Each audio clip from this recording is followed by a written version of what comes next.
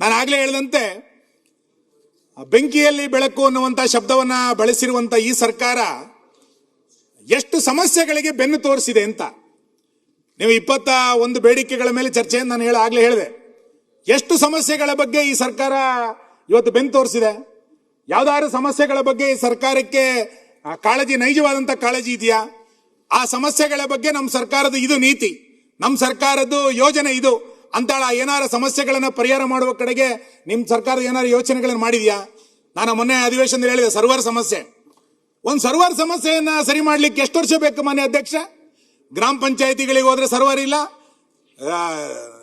Register ಆಫೀಸ್ಗಳಿಗೆ ಹೋದ್ರೆ server ಇಲ್ಲ, ತಾಲೂಕ್ ಆಫೀಸಿಗೆ ಹೋದ್ರೆ ಸರ್ವರ್ ಇಲ್ಲ, ರೇಷನ್ ಕಾರ್ಡ್ಗಳಿಗೆ ಹೋದ್ರೆ ಸರ್ವರ್ ಇಲ್ಲ. ಇಂಥ ಒಂದು ಪರಿಸ್ಥಿತಿಯನ್ನ ಈ ಸರ್ಕಾರ ಇವತ್ತು ಸೃಷ್ಟಿ ಮಾಡಿಬಿಟ್ಟಿದೆ. ಇದರ ಜೊತೆನಲ್ಲಿ 911 ಸಮಸ್ಯೆ ಗ್ರಾಮೀಣ ಪ್ರದೇಶದಲ್ಲಿ ನಮ್ಮ ಜಿಲ್ಲೆಯ ಜನ ಹೈರಾಣ ಆಗ್ಬಿಟ್ಟಿದ್ರಲ್ಲಿ. ನಾವು 11-12 ಜನ ಶಾಸಕರ ಮೀಟಿಂಗ್ ಮೇಲೆ ಮೀಟಿಂಗ್ ಮಾಡಿದ್ದು.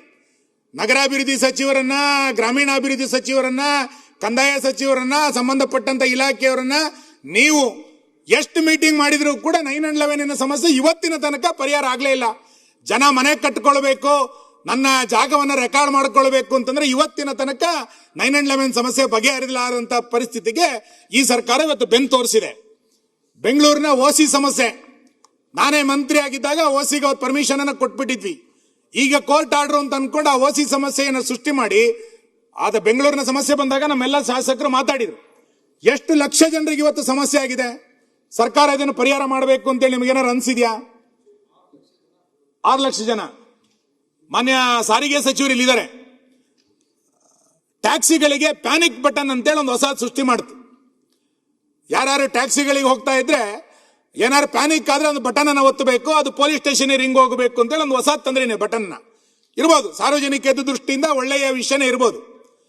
ಅದಕ್ಕೆ ಟ್ಯಾಕ್ಸಿ ಮಾಲಕರು ಎಷ್ಟು ಹಣ ಕಟ್ಟಬೇಕಾಗಿದೆ? ಇವತ್ತು 3,500 ರೂಪಾಯಿಗೆ ಸಿಗ್ತಾ ಇದ್ದಂತ ಪ್ಯಾನಿಕ್ ಬಟನ್ ಇವತ್ತು 13,000 15,000 ಕೊಡಬೇಕು ಅಂತ ಹೇಳಿದ್ರೆ ಆ ಟ್ಯಾಕ್ಸಿ ಮಾಲೀಕ ದುಡಿದು ಪ್ಯಾನಿಕ್ ಬಟನ್ಗೆ ದುಡಿಯೋದು, ತನ್ನ ಸಂಸಾರಕ್ಕೋಸ್ಕರ ಆ ಟ್ಯಾಕ್ಸಿ ಮಾಲೀಕ ದುಡಿಯೋದು, ಇದು ಅರ್ಥ ಆಗದಲ್ಲೇ ಇರುವಂತ ಸಮಸ್ಯೆ. FC ಅನ್ನ ರಿನ್ಯೂವಲ್ ಮಾಡಬೇಕು ಅಂತಂದ್ರೆ ಇದನ್ನ ಕಡ್ಡಾಯ ಮಾಡಿದಿರಿ. ನನಗೆ ಗೊತ್ತಿಲ್ಲ, ಟ್ಯಾಕ್ಸಿ ಮಾಲೀಕರ ನಂತರ ಬಂದಿದ್ರು, ಅವ್ರು ಹೇಳ್ತಾ ಇದ್ರು, ಸರ್ ಆ ಬಟನ್ ಒತ್ತಿದ್ರೆ, ಒಂದು ನಿಮಿಷ ನಾನು ಮುಗಿಸ್ತೀನಿ, ಆ ಬಟನ್ ಒತ್ತಿದ್ರೆ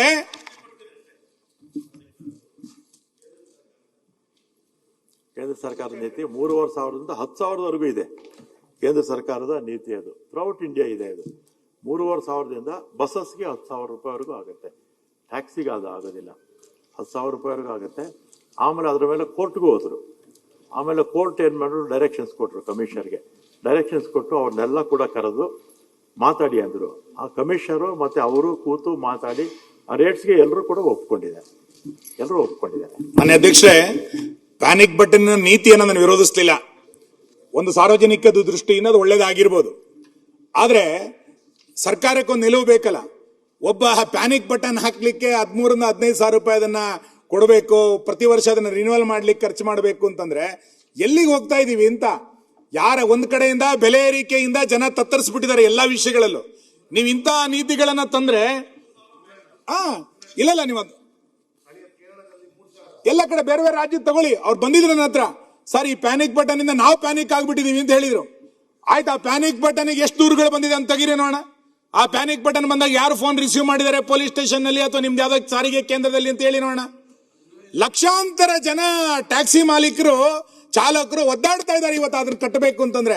ಹೊಸ ಹೊಸ ರೂಲ್ಸ್ ಗಳನ್ನ ತೆಗೆದುಕೊಂಡು ಬಂದು ಯಾರೋ ಕಂಪನಿಗಳಿಗೆ ಉದ್ಧಾರ ಮಾಡ್ಲಿಕ್ಕೆ ಕೊಟ್ಟಿರುವಂತ ಈ ಪ್ಯಾನಿಕ್ ಬಟನ್ ಬಗ್ಗೆ ಸರ್ಕಾರದ ನಿಲುವೇನಾಗಿದೆ ಇವತ್ತು ಮಾನ್ಯ ಅಧ್ಯಕ್ಷರೇ, ನೀವು ಆಮೇಲೆ ಬನ್ನಿ, ನಡುವೆ ಇಂಟರ್ವ್ಯೂನ್ ಆಗಬೇಡಿ. ರದ್ದು ಮಾಡಿಸ್ಬಿಡ್ಲಿ. ನಾವು ತಂದಿದ್ದಲ್ಲ ಇದು ನಮ್ದು ಇಲ್ಲವೇ ಇಲ್ಲ. ಇದು ಕೇಂದ್ರ ಸರ್ಕಾರದ ನೀತಿ. ರದ್ದು ಮಾಡಿಸ್ಬಿಡಿ. ಕೇಂದ್ರಕ್ಕೆ ಕೇಳ್ಬಿಟ್ಟು ಸರ್ಕಾರದಿಂದ ಪ್ಯಾನಿಕ್ ಬಟನ್ ಸಬ್ಸಿಡಿ ಕೊಡಿ ಸರ್. 13,000 ನನಗೆ ನಿಮ್ಗೆ ಜುಜುಬಿ ಆಗಿರ್ಬೋದು. ಟ್ಯಾಕ್ಸಿ ಮಾಲೀಕನಿಗೆ ಸಬ್ಸಿಡಿ ಕೊಡಿ ಅಂತ ಹೇಳಿ, ಚರ್ಚೆ ಬೇಡ, ಸಬ್ಸಿಡಿ ಕೊಡಿ ಅಂತ ಹೇಳಿ ನಾವು ತಂದಿಲ್ಲ ಇದನ್ನ. ಕೇಂದ್ರ ಸರ್ಕಾರ ಸುಳ್ಳಣ್ಣ ಆಯ್ತಾ? ಒಂದು ನಿಮಿಷ ಸರ್, ಕೂತ್ಕೊಳ್ಳಿ ಸರ್. ನಾನು ಹೇಳಿದ್ದನ್ನ ದಯಮಾಡಿ ಅರ್ಥ ಮಾಡ್ಕೊಳ್ಳಿ. ನಾನು ಪ್ಯಾನಿಕ್ ಬಟನ್ನಿನ ನೀತಿಯ ಬಗ್ಗೆ ಯೋಜನೆಯನ್ನು ನಾನು ವಿರೋಧಿಸಲಿಲ್ಲ. ನೀವು ಅದಕ್ಕೆ ಒಂದು ನಿಗದಿತ ದರ ನಿಗದಿ ಮಾಡಿ. 3,500, 4,000 ಅವ್ರು ಕೋರ್ಟಿಗೆ ಹೋಗಿದ್ರು. ಕೋರ್ಟಲ್ಲಿ ಒಂದು ದರ ನಿಗದಿ ಆಗಿತ್ತು.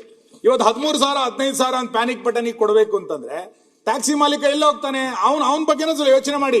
ಆ ನೀತಿಯನ್ನ ತೆಗೆದು ಬಿಡಿ, ಅದನ್ನ ಕ್ಯಾನ್ಸಲ್ ಮಾಡಿಬಿಡಿ ನಾನು ಹೇಳೇ ಇಲ್ಲ. ಆಯ್ತು, ಅದರಿಂದ ಏನೇನಾಗಿದೆ ಅನ್ನುವಂಥದ್ದು ಒಂದು ರಿಪೋರ್ಟ್ ತಗೊಳ್ಳಿ. ಕೇಂದ್ರ ಸರ್ಕಾರದ್ದು ಯಾವುದೋ ಒಂದು ಯೋಜನೆ ಬೇಕು, ಇನ್ನೊಂದು ಬೇಡ ಅನ್ನುವಂಥದ್ದು ಈಗ ತಗೊಳ್ಳಿಕ್ಕೆ ಆಗಲ್ಲ. ಹಾಗಾಗಿ ಪ್ಯಾನಿಕ್ ಬಟನ್ ಇರುವಂತಹ ಸಾಧಕ ಬಾಧಕ, ಅದ್ರಲ್ಲಿ ಆಗ್ತಾ ಇರುವಂತಹ ಖರ್ಚಿನ ಬಗ್ಗೆಯೂ ಕೂಡ ಸರ್ಕಾರ ಆಲೋಚನೆಯನ್ನು ಮಾಡಬೇಕಂತ ಅಗತ್ಯ ಇದೆ. ಇನ್ನು ಈ ಖಾತಾ ಬಗ್ಗೆ ತುಂಬಾ ಜನ ಉಲ್ಲೇಖ ಮಾಡಿದ್ರು. ಅದೊಂದು ಜನರಿಗೆ ಅರ್ಥ ಆಗದಲ್ಲೇ ಇರುವಂತ ಮತ್ತು ಹೈರಾಣಾಗಿ ನರಕ ಹೋಗಿರುವಂತ ಒಂದು ಸಮಸ್ಯೆ. ಈ ಖಾತಾ, ಬಿ ಖಾತಾ, ಆ ಖಾತಾ ತೆಗೆದುಕೊಳ್ಳಿಕ್ಕೆ ಆಗ್ತಾ ಇರುವಂತ ಭ್ರಷ್ಟಾಚಾರ, ಇದ್ಯಾವುದಕ್ಕೂ ಕೂಡ ಸರ್ಕಾರದ ಬಳಿ ಉತ್ತರ ಇಲ್ಲ. ಇನ್ನು ನಮ್ಮ 2 ಜಿಲ್ಲೆಗಳಲ್ಲಿ ಕೆಂಪು ಕಲ್ಲು ಮತ್ತು ಮರಳು, ನಾನು ಇದನ್ನ ಚರ್ಚೆ ಮಾಡ್ಲಿಕ್ಕೆ ಹೋಗಲ್ಲ. ಯಾಕೆಂದ್ರೆ ಎಷ್ಟು ಸರಿ ಚರ್ಚೆ ಮಾಡೋದು? ಚರ್ಚೆ ಮಾಡಿ ಮಾಡಿ ಮಾಡಿ ಸಾಕಾಗೋಗಿದೆ ನಮಗೆ ಇದ್ರ ಬಗ್ಗೆ ನಿಮ್ ಸರ್ಕಾರಕ್ಕೆ ನಿಲುವಿಲ್ಲ. ಆಶಾ ಕಾರ್ಯಕರ್ತರು, ಅಂಗನವಾಡಿ ಕಾರ್ಯಕರ್ತರು, ಅತಿಥಿ ಉಪನ್ಯಾಸಕರ ಬಗ್ಗೆ ಎಲ್ಲ ಸದನದಲ್ಲೂ ಕೂಡ ಚರ್ಚೆ ಆಗಿದೆ. ಅತಿಥಿ ಉಪನ್ಯಾಸಕರ ನೇಮಕ ಆಗಬೇಕು, ಅವ್ರನ್ನ ಕಾಯಂ ಮಾಡಬೇಕು, ಅವರಿಗೆ ಪ್ರತಿ ತಿಂಗಳು ಸಂಬಳ ಸರಿಯಾಗಿ ಕೊಡಿ. 2 ತಿಂಗಳು ಸಂಬಳ ವರ್ಷ ಪೂರ್ತಿ ಬರೋದೇ ಇಲ್ಲ. ನಿಗದಿತವಾಗಿ ಅವ್ರಿಗೆ ಸಂಬಳ ಬರಲಿಲ್ಲ ಅಂತಂದ್ರೆ ಆ ಅತಿಥಿ ಶಿಕ್ಷಕ ಹೆಂಗ್ ಕೆಲಸ ಮಾಡ್ಲಿಕ್ಕೆ ಸಾಧ್ಯ ಇದೆ? ಈ ಯಾವ ಸಮಸ್ಯೆಗಳಿಗೂ ಕೂಡ ಸರ್ಕಾರ ಇವತ್ತು ಪರಿಹಾರ ಮಾಡ್ಲಿಕ್ಕೆ ನಿಮ್ಮ ಸರ್ಕಾರದಲ್ಲಿ ನೀತಿಗಳೇ ಇಲ್ಲಂತ ಪರಿಸ್ಥಿತಿ ಇವತ್ತು ನಿರ್ಮಾಣ ಆಗಿರುವಂತದ್ದು ಸರಿಯಲ್ಲ ಅನ್ನುವಂತ ಮಾತನ್ನ ಈ ಸಂದರ್ಭದಲ್ಲಿ ನಾವು ಉಲ್ಲೇಖ ಮಾಡ್ತಾ ಅಧ್ಯಕ್ಷರೇ. ಇನ್ನು ಆಶ್ರಯ ಮನೆ ಶುರುವೇ ಮಾಡಿರೋದು ಈಗ ಮುಗಿಸ್ಬಿಟ್ಟಿದ್ರೆ ಹೆಂಗಾಗುತ್ತೆ? ಆಯ್ತಲ್ಲ, ಎಲ್ಲಾಗಿದೆ? 15 ನಿಮಿಷ ಆಗಿದೆ. ಆರಾಮಾಗಿರಿ, 15 ನಿಮಿಷ ಆಯ್ತು. ಇಲ್ಲ ಮಾತಾಡ್ಬೇಕಲ್ಲ, ಗೊತ್ತಿದೆ. ಆಶ್ರಯ ಮನೆ ಜಮೀರ್ ಅಹಮದ್ ಅವರು ಇಲ್ಲಿದ್ದಾರೆ. ಆಶ್ರಯ ಮನೆಯ ಬಗ್ಗೆ ನೀವು ಮಾತಾಡ್ತಿದ್ರೆ ನಾವು ಸಾಮಾನ್ಯ ಜನರ ಪರ ಅಂತ ಹೇಳ್ತಾ ಇದ್ದೀರಿ.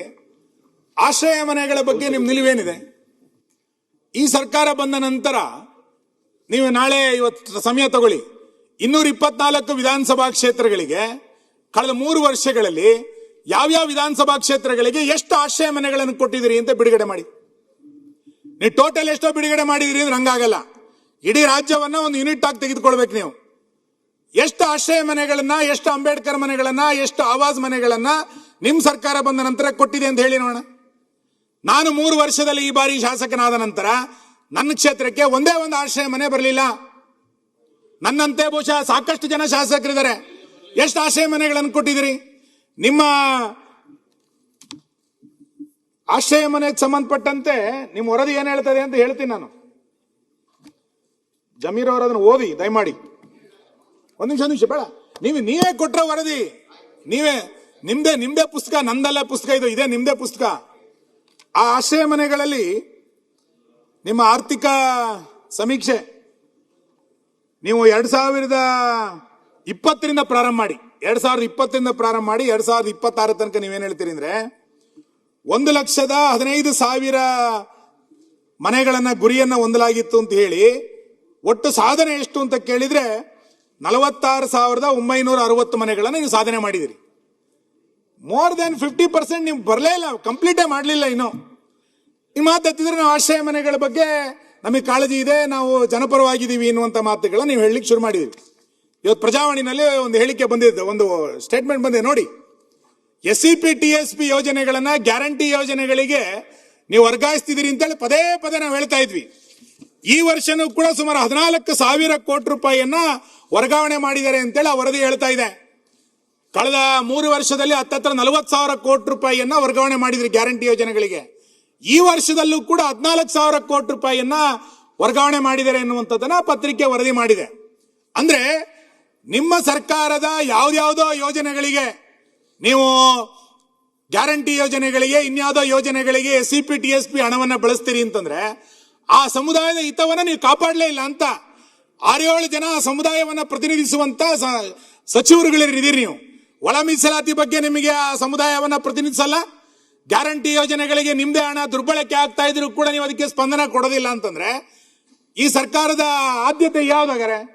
ನಿಮ್ ಸರ್ಕಾರಕ್ಕೆ ಆದ್ಯತೆ ಯಾವುದು? ಯಾವ ಯೋಜನೆಗೆ, ಸಮಸ್ಯೆಗಳಿಗೆ ನೀವು ಅಟೆಂಡ್ ಮಾಡ್ತಾ ಇದ್ರಿ, ಅಡ್ರೆಸ್ ಮಾಡ್ತಾ ಇದ್ರಿ ಅಂತಾನೆ ಗೊತ್ತಿಲ್ಲ. ಬೆಂಕ್ ತೋರಿಸ್ಕೊಂಡು ಓಡಾಡ್ಲಿಕ್ಕೆ ಇವತ್ತು ಪ್ರಾರಂಭ ಮಾಡಿದಿರಿ. ಹಾಗಾಗಿ ಈ ಎಲ್ಲ ಸಮಸ್ಯೆಗಳ ಬೆಂಕಿಗೆ, ಈ ಎಲ್ಲ ಸಮಸ್ಯೆಗಳಿಗೆ ಜನ ಏನು ಬೆಂಕಿಯಿಂದ ಸಾಯ್ತಾ ಇದ್ದಾರೆ ಅಂತ ಸಮಸ್ಯೆಗಳ ಬೆಂಕಿಗೆ ಬೆಳಕಾಗಬೇಕಾಗಿತ್ತು. ಇದ್ಯಾವುದಕ್ಕೂ ಕೂಡ ಬೆಳಕಾಗುವಂತ ಪ್ರವೃತ್ತಿಯನ್ನ ನಿಮ್ಮ ಸರ್ಕಾರದ ನೀತಿಗಳಲ್ಲಿ ನೀವು ತೋರಿಸ್ತಿಲ್ಲ ಮಾನ್ಯ ಅಧ್ಯಕ್ಷರೇ. ಇನ್ನು ನಾನು ಇದರಲ್ಲಿ ರಾಜಕಾರಣ ಮಾಡ್ಲಿಕ್ಕೆ ಹೋಗೋದಿಲ್ಲ. ನಾನು ಬಹಳ ಕಳಕಳಿಯಿಂದ ಹೇಳೋದೇನಂತ ಕೇಳಿದ್ರೆ, ರಾಜ್ಯದಲ್ಲಿ ಕಳೆದ ನೀವು ಸಾಕಷ್ಟು 3 ವರ್ಷಗಳಿಂದ ನೀವು ಪ್ರಣಾಳಿಕೆಯಲ್ಲಿ ಅವತ್ತು ಘೋಷಣೆ ಮಾಡಿಬಿಟ್ರಿ ಎನ್ನುವ ಕಾರಣಕ್ಕೆ ಗ್ಯಾರಂಟಿ ಯೋಜನೆಗಳನ್ನು ನೀವು ಘೋಷಣೆ ಮಾಡಿದ್ರಿ. ನ್ಯೂಸ್ ಫಸ್ಟ್ ನಿರ್ಭೀತಿಯಿಂದ ನಿಮ್ಮ ಪರವಾಗಿ.